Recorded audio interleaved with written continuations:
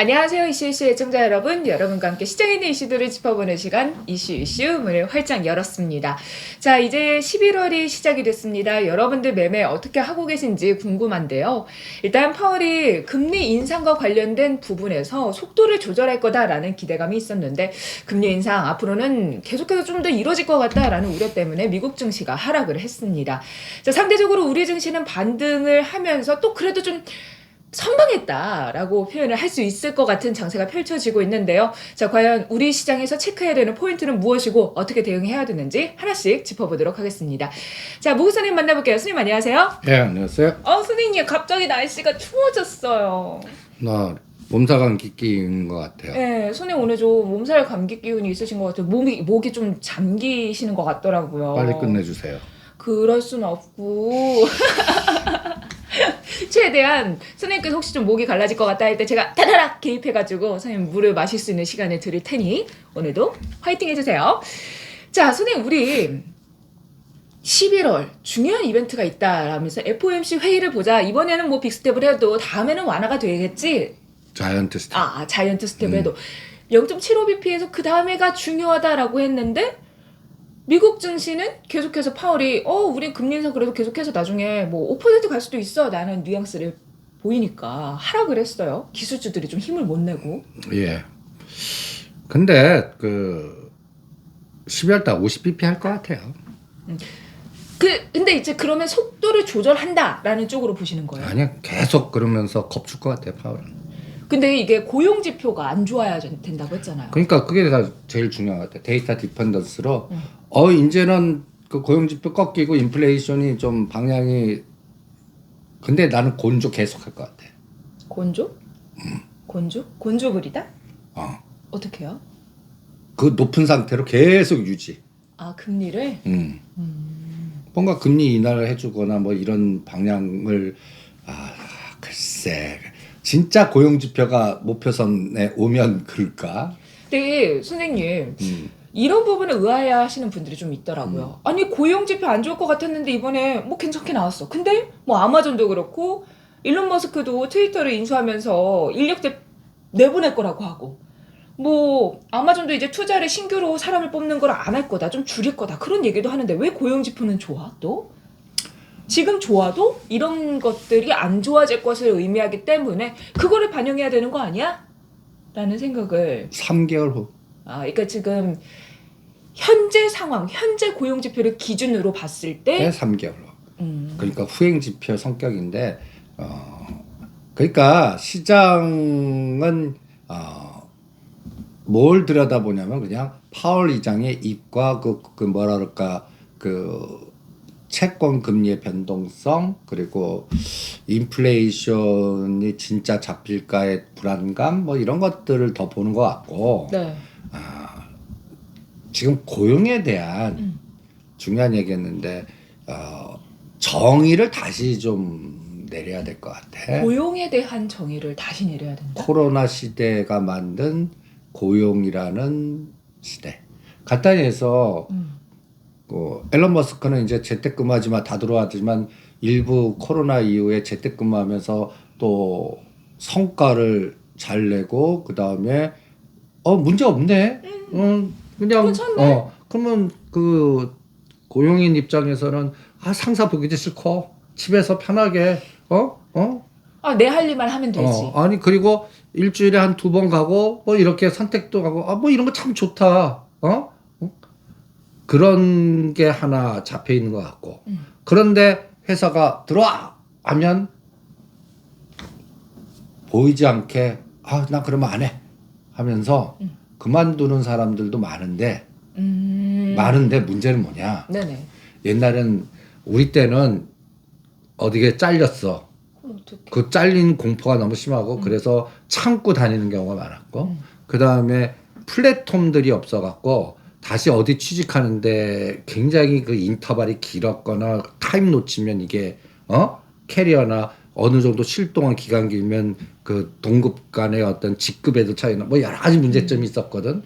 근데 요새는 어떤 느낌이 드냐면 나 그만둬서 바로 알바 앱 딱 들어가고 다음날 알바 뛸 수도 있고 그러니까 쿠팡 이츠를 해갖고 나는 내가 시간을 조절해갖고 직장에서 받는 거에 비슷한 것도 시간을 조절하면서 할 수도 있고 이러한 플랫폼들이 개발이 많이 된 것 같으니까 진입과 그러니까 간단히 해서 직장을 구하고 그만두고 이 그 플랫폼의 어떤 에너지가 이 고용에 대한 어떤 그 지표를 읽을 때 우리가 좀 옛날의 사고로 읽지는 말자라는 어떤 개념이 좀 들어오는 것 같아. 그래서 뭐 일자리 요번에 미국이 빠지고 또 좀 그 파월 의장이 아직도 고용 지표라든지 이런 거 문제를 삼지만 분명히 내년에는 급격하게 뭐 다 지금 자르고 그만두고 뭐 이러는데 근데 그 시차 인터벌이 3개월에서 5개월 차이로 나올 것 같아.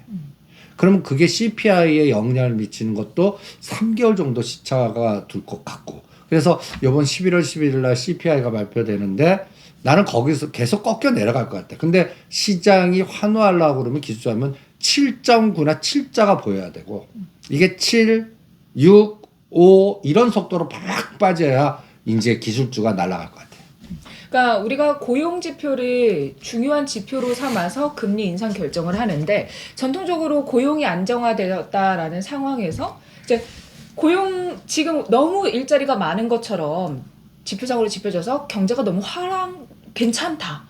경제가 힘든 상황이 아니다라는 걸로 우리가 인식을 하는데 전통적으로 경기 안정 혹은 성장의 개념으로 일자리 창출을 보는 게 아니라 일자리가 다 빠르게 변화하고 뭐 평생 직업 이런 게 없어지는 사회다 보니까 고용 지표를 받아들이는 부분도 어느 정도 개선이 필요하다. 그렇지. 라는 말씀이시고. 그러니까 통계치 처리할 때 이 부분도 좀 감안을 해야 된다. 감안하는 변수가 나와야 되는데 지금 기존의 기존 틀에서의 고용의 그러한 거는 이런 그 질의 변화를 반영을 안 시키는 것 같아요. 그러네요. 코로나 이전만 해도 내가 얼마나 안정적인 직업을 가지고 있는지 그리고 그거에 따라서 수입이 안정되면은 물가 상승에 따라서 얼마나 구매력이 있는지 없는지를 판단할 수 있었는데 지금은 뭐 고용과 뭐 이런 취업이나 이런 것도 전과 달라지고 이런 부분들이 또 수입에도 영향을 미치니까. 그래서 이런 시차 그럼 사람이 고용 잘리고 일자리하면 먼저 소비를 줄이잖아. 그렇죠. 근데 자동으로 이렇게 되니까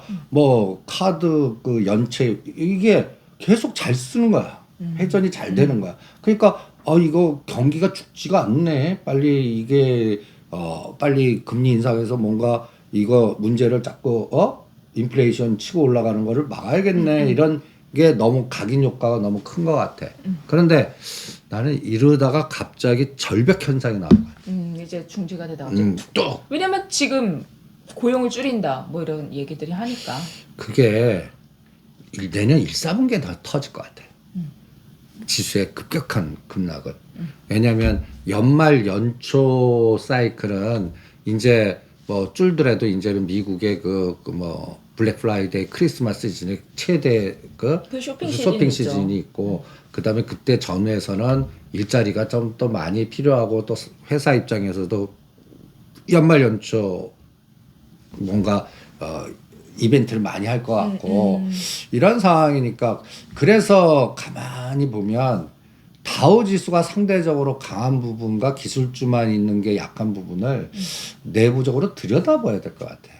그래서 일단 기술주 중심의 지금 뭐 테슬라니 애플이니 아마존이니 이런 것들이 급락을 하는데 이게 터닝 포인트가 나는 전통의 에너지나 이런 쪽 갖고 있는 다우가 이제 탄력을 둔화되면서 터닝할 때 우리 시장도 일단 기술주 중에서 어느 쪽이 나는 급등할 거 아니면 좀 넌센스지만 자동차하고 전장이 그러니까 LG전자, LG노텍이 같이 급락을 해. 네.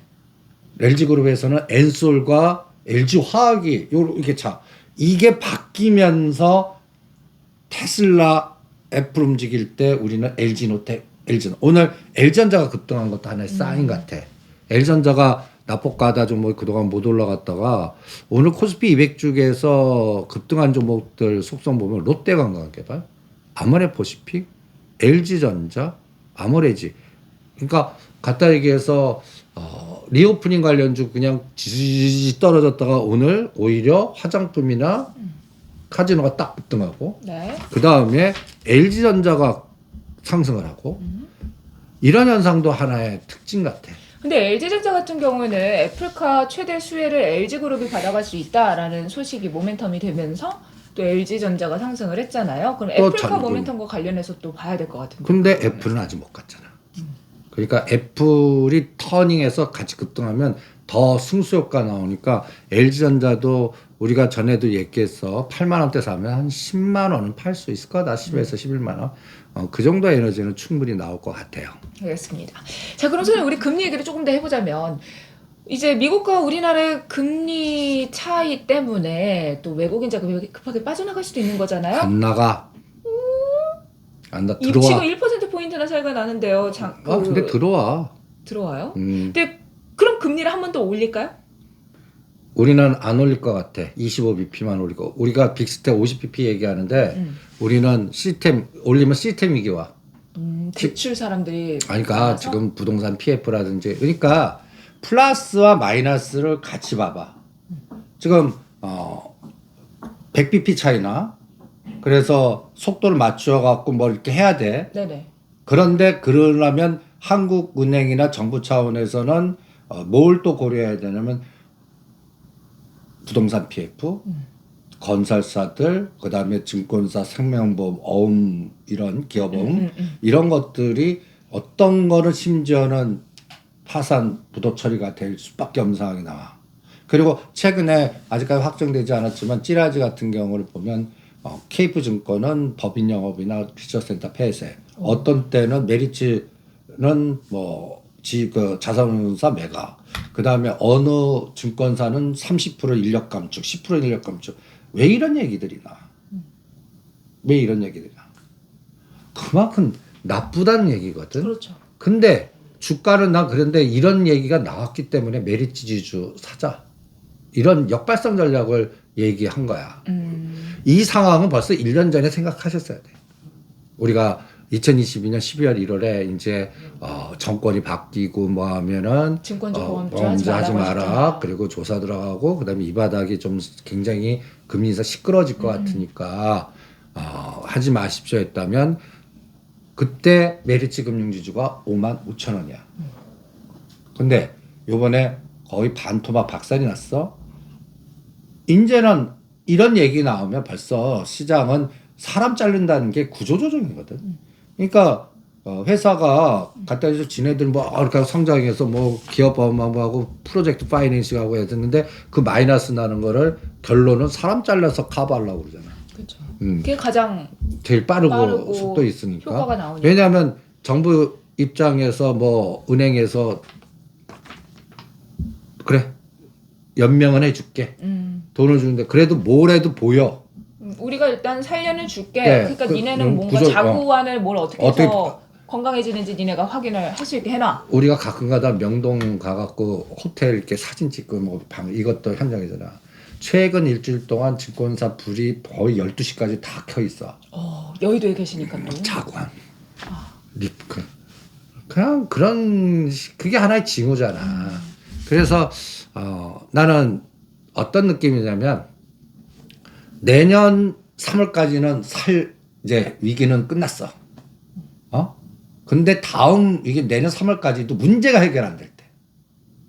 그렇게 인력 구조 조정을 하고 문제가 했는데도 아직도 부실이 있다면.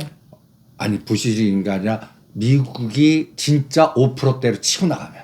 금리 미국이 그런 상황까지 나오고 그 다음에 또 유럽이나 다른 쪽에서 또 그 유동성의 무슨 리스크가 또 터지거나 아니면 사우디와 이란이 또 전쟁이 터지거나 뭐 여러 가지 이런 부분 다른 어떠한 변동성이 나오면 그때는 우리가 이제 내년도까지 이제 요번에 최악의 경우 75bp 요번에 그럼 4.0이잖아. 12월도 75bp에 그럼 4.75잖아. 그런데 여기서 이제 25bp만 해도 5.0이 넘어가 버리는 거야. 이렇게 되면 우리는 따라갈 수밖에 없어. 그러면 그 따라갈 때 또 한 번 우리 텐트럼 현상이 나올 수가 있어요. 그게 시차, 그러니까 3개월은 벌은 것 같아. 현재 3개월 벌고 그 사이에 그러니까 요새 보면 그동안 지속적으로 힘없이 흘러내렸던 종목들이 급등을 해. 근데 그거 오를 때 30에서 50% 오를 때 매도하고 다시 보셔야 되는 개념이 내년 이 3월 때까지 또 한 번 테트라면 요번에 저점 다시 매집지수 다시 깨고 내려가. 그러니까 그 전에 이때 파동을 이용해서 팔아서 다시 사는 물량 늘리기라든지 이런 걸 해보는 감각이 중요할 것 같아. 그래서 나는 요번에 파로장하고 시장이 그날 다 공포였잖아. 그쵸. 근데 그냥 뺐다 팍 올려서 생각보다 강했어요. 그날 파생 쪽에서 위클리 옵션 만기일 날 대박들이 터졌어. 그거 하시는 분들은 다 아실 거야. 풋에서 근데 풋이 적게 나오는 거야. 297, 8에서 6포인트나 빠졌다가 안 빠지더니 거기서 그다음부터 그냥 콜이 그냥 급등하는데 대충 300 정도에서 막힐 줄 알았어. 네네. 300에서 막힐 줄 알았더니 그걸 뚫고서 304까지 급등하면서 그냥 외가격이 있는 콜 옵션을 아주 대박을 터뜨려 버렸거든. 그리고 나서 그 다음날 또 빠진 거야. 그런데 결론 오늘 305를 넘었어. 이 얘기가 뭐냐면 이제는 시간을 벌었다고 생각하는 거야. 시스템 리스크는 없다. 대신 중간 선거 리스크가 하나 더 있잖아요. 중간 선거 리스크가 오히려 우리 시장한테는 플러스 알파가 될 수도 있어. 왜냐하면 혹시 그것 때문인가요? 중간 선거 4일 남긴 했는데 공화당과 민주당 중에서 공화당이 될 가능성이 하원에 장악할 가능성이 높다.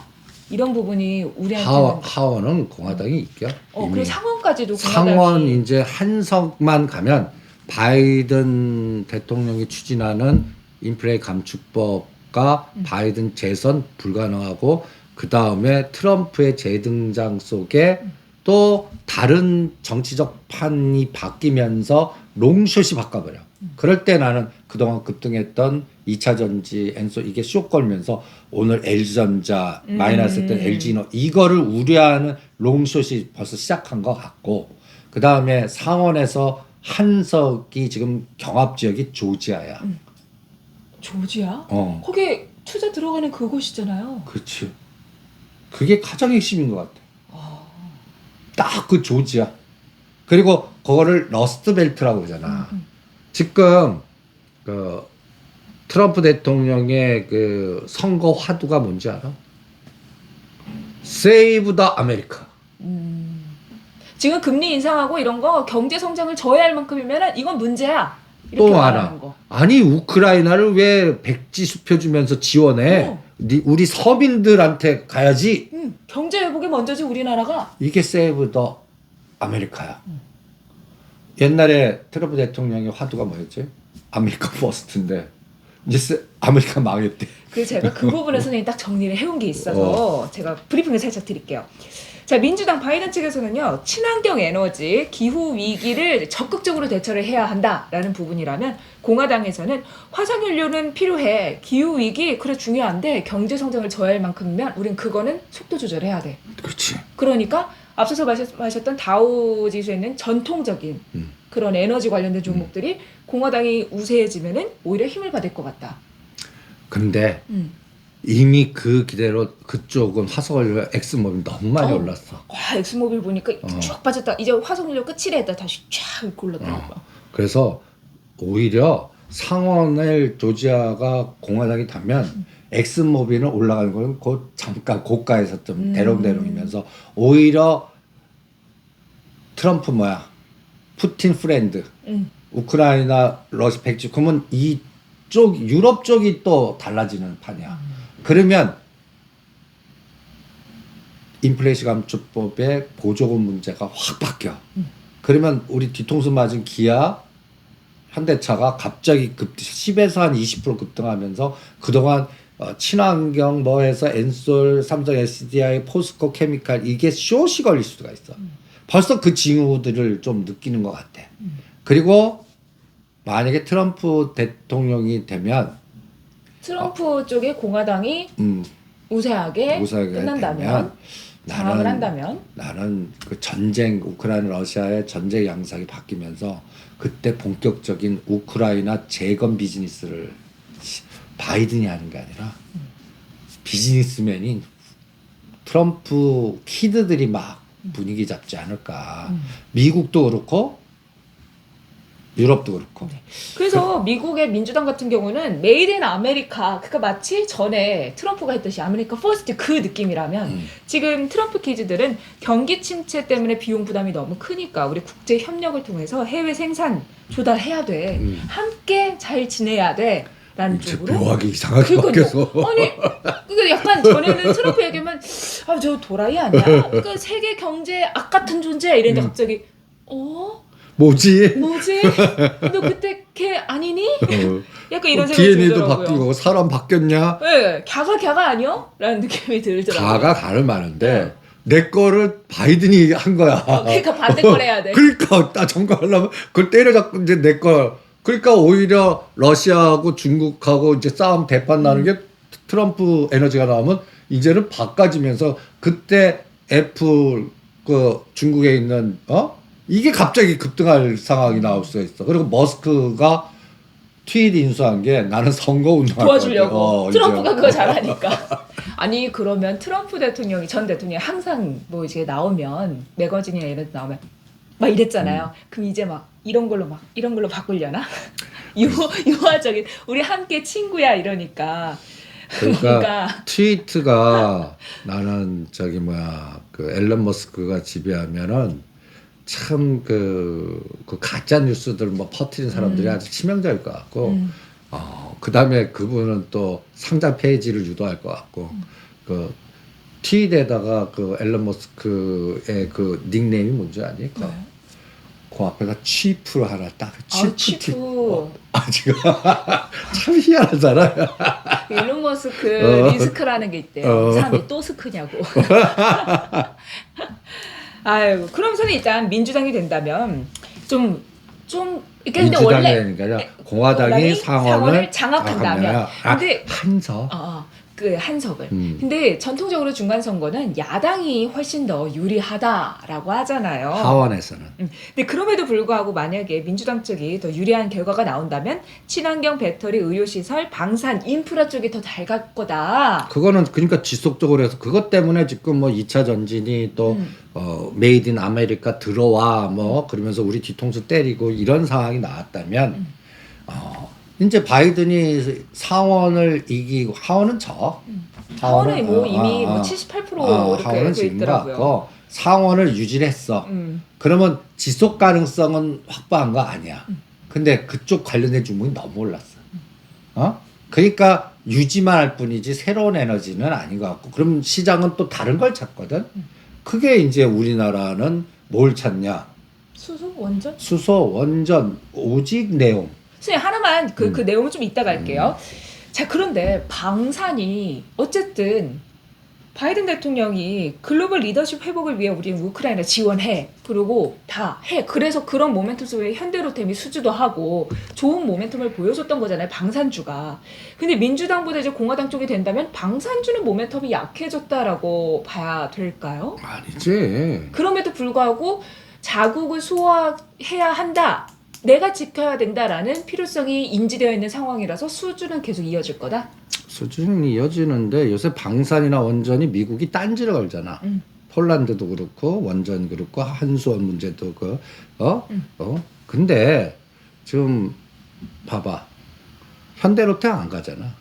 근데 많이 오를 만큼 오라서 이게 좀 쉬어가는 거 아니에요? 이게 다음 왜냐면 이제는 다른 호흡으로 가야 돼. 방산이 아니라?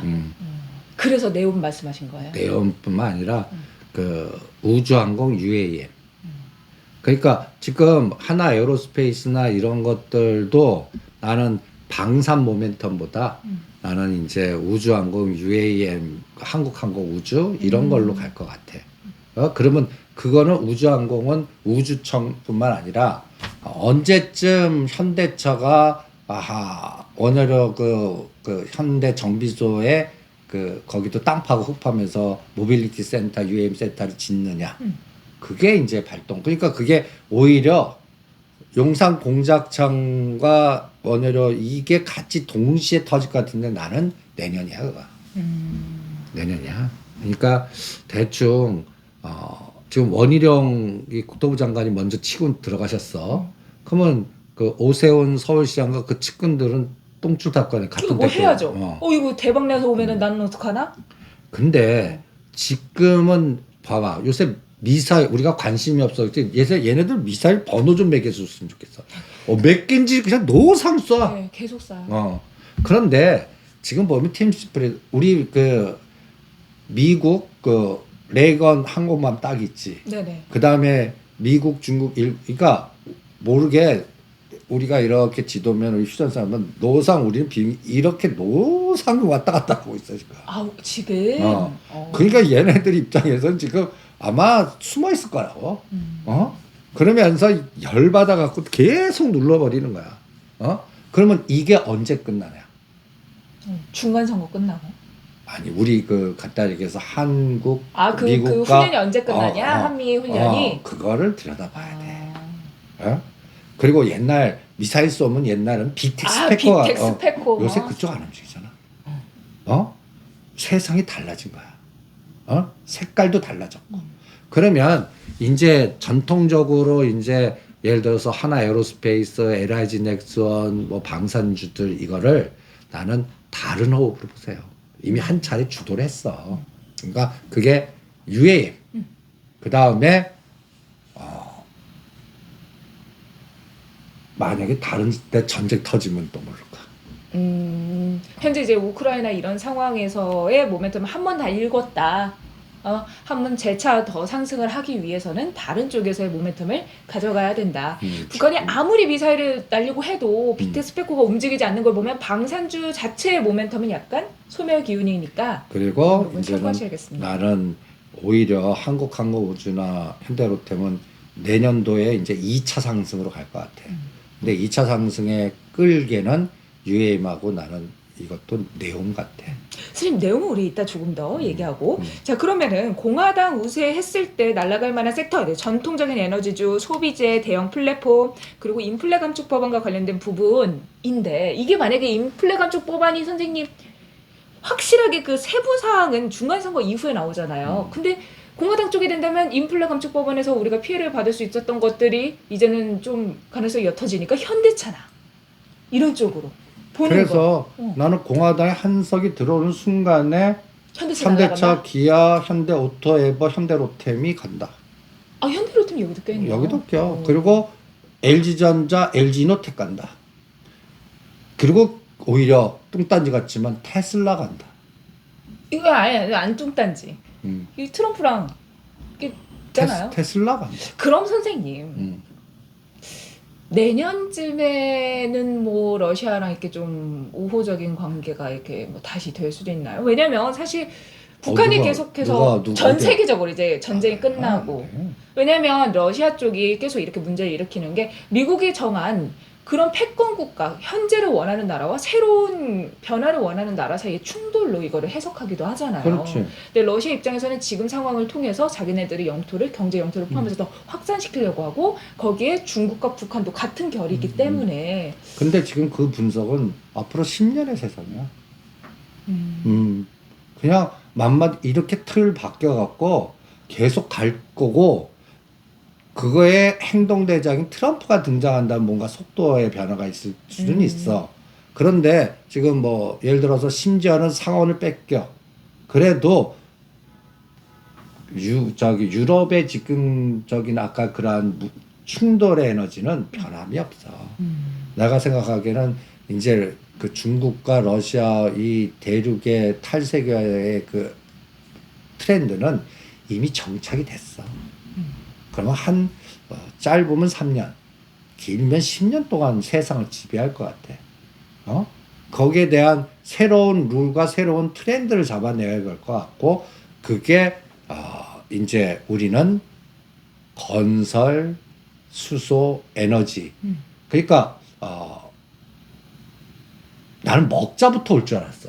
그러니까요. 이게 농심 뭐 이렇게 해서 생각했었잖아요. 근데 이 푸틴도 야가서 그런지 그 하면 봉기가 또 협조가 안 나니까 먹여는 줄게 뭐 이런 니네들 그것까지 하면 사람들이 추운 거는 견디지만 먹으면 바로 이거니까 그리고 가장 약한 연골고리에 아프리카가 난리나 그러니까 말은 막 하지만 배를 살살 보내주는 것 같아. 그러니까 요게 또 시간을 또 그러니까 우리가 이제 환자를 그 바로 링 꽂는 게 아니라 그 누워 있는 상태에서 골골거리면서 오래 가게끔 만드는 그러면 이제는 어떤 논리가 나오면 에너지 재편 전쟁은 진짜 더 강화되는 것 같아. 그러니까 이제 천연가스가 각 떨어질 때 이제 뭐가 막 지금은 강관 파이프라인. 강관. 간단히 얘기해서 지금은 왜 천연가스가 급락했지? 시적으로 긴장은 막 됐는데 겨울이 따뜻하다고 하고 그리고 이미 많이 확보한 것도 있고 그리고 확보해서 간단히 얘기해서 그거를 저장창고에 넣어야 되는데 다 찾았는데 춥죠. 수요자가 없으니까 갑자기 레버리지 지킨 애들이 그냥 털어갖고 그냥 갑자기 급락. 네덜란드 천연가스는 300불에서 한 달 만에 17불까지 빠지고 이런 현상이 나오잖아요. 네네. 그러면 이런 급락 현상이 각 유럽의 각각 나라들이 언제 어떻게 이게 자국 에너지 정책 확보해야 되고 파이프라인을 그래서 이건 끊기지 않는 국가 간의보다 뭔가 다양화시키는 뭐 알제리 쪽에서 하든지 그러려고 그러면 어떤 공사들이 또 나와야 돼. 밑에서 그거를 보내기 위한 파이프를 심어야 된다는 그러니까 말씀이시잖아요. 그 사이에는 노스트림 1, 2에서 러시아 의존도가 어마무시하게 많았잖아. 이거에 대한 다국화 전략이 나옵니다. 그리고 독일 총리가 이번에 중국 가가지고 하는 것도 그거와 관련돼서 다양하게 파이프라인을 만들려고 하는 거다. 그러니까 가장 긴 게 중국하고 유럽 연결시키고 러시아하고 연결시키고 인도하고 연결시키고 터키 이렇게 새로운 파이프라인들이 막 생기는 거야. 그게 SOC 또 에너지 재편 전쟁 그것부터 먼저 오는 것 같아. 그래서 그러면 그런 것들은 뭐 해야 돼? 철근이 아니야. 이렇게 파이프라인 같이 그 파이프라인에 그 관련된 특수강 회사들이 뭐냐? 세아 특수강. 그게 네옴하고도 연결됐지만 그쪽 회사들을 먼저 강관업체. 포스코 강관 그다음 하이스틸 그리고 세아 특수강 그럼 세아 특수강 가면 또 세아 베스트 지주 가고 이건 네옴하고도 연결되고 그래서 오히려 우리는 이제 시멘트보다 파이프라인 근데 네옴 꼈으면 더 좋아. 네옴이 껴있는 파이프라인. 그럼 우리도 선생님 우리 이 방송도 네옴에 파이프를 좀 꽂아서 네옴과 관련된 이야기를 좀 자세하게 해보면 좋을 것 같습니다. 이미 꽂았잖아 파이프. 아니 지난주에 기억하실 거예요. 제가 빈셀문 오빠 안 간다고 왜 안 왔냐고 했는데 온다고 기사 터졌고 제가 선생님한테 야 이정모 어떻습니까 했던 것들이 그냥 아주 좋은 움직임을 보였습니다. 우리 제자 짱 코론 글로벌은 내가 놓쳤습니다. 이야 우리는 그냥 도화 엔지니어링 힐임 뭐 이런 쪽에 꽂혀가고 그러는데 와 이제 책을 쓰시더니 아시죠 여러분 이 책 나오고 그분 회장 됐잖아요. 네가 시켰냐? 제가 기냈어요. 할 말이 없다. 여러분들 지금 이 책 보시는 분들 아실 거예요. 제가 꼭 사시라고 11월 2일 전에 무조건 사셔야 된다고 나오자마자 근데 여러분 이 책 나오고 나서 좋은 소식이 있잖아요. 쓰리성에. 그러면 네가 회장시켰으면 빨리 뭐 좀 하시라고 그래. 인스타 친구했어요 제가. 친구 신청. 팔로우했어? 팔로우했어. 좋아요 누르면서 힘을 보태고 있습니다. 아이고. 선생님 근데 이 책이 이게 앉은 자리에서 읽으면 어느 순간 현대차 그룹까지 수르륵 넘어간다고 하더라고요. 그러기 위해서 그림을 다 뺐습니다. 그리고 내용에 집중하기 위해서. 내용에 집중하기 위해서. 그래서 스토리텔링으로 투자 역사를 아시면 이게 있으면 저것이 딱 튀어오고 종목이 이게 딱 어떤 이슈가 들어오면 종목이 머리에서 다다닥 튀어오르는 그런 수준까지 가게끔 우리 제자가 만들어놨습니다. 재밌게 읽으실 거예요. 도움을 많이 되실 거예요. 그래서 파바박 뛰어올라서 제가 또 코론 글로벌 대단하더라. 저도 놓쳤어요.